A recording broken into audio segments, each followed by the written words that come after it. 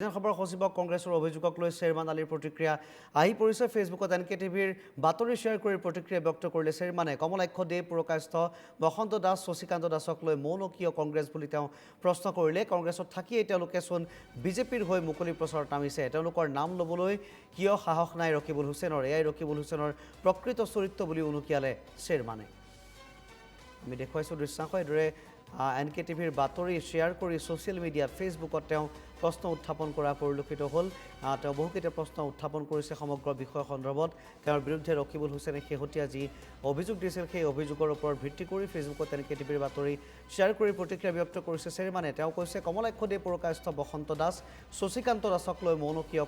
কংগ্ৰেছত থাকিয়েই তেওঁলোকে চোন বিজেপিৰ হৈ মুকলি প্ৰচাৰত নামিছে তেওঁলোকৰ নাম ল'বলৈ কিয় সাহস নাই ৰকিবুল হুছেইনৰ এয়াই ৰকিবুল হুছেইনৰ প্ৰকৃত চৰিত্ৰ বুলিও উনুকিয়ালে চেয়াৰমান আলীয়ে দৃশ্যাংশ দেখুৱাইছোঁ এই মুহূৰ্তত এনেধৰণে এনকে টিভিৰ বাতৰি ছ'চিয়েল মিডিয়াত শ্বেয়াৰ কৰি এই মন্তব্য চেয়াৰমান আলীৰ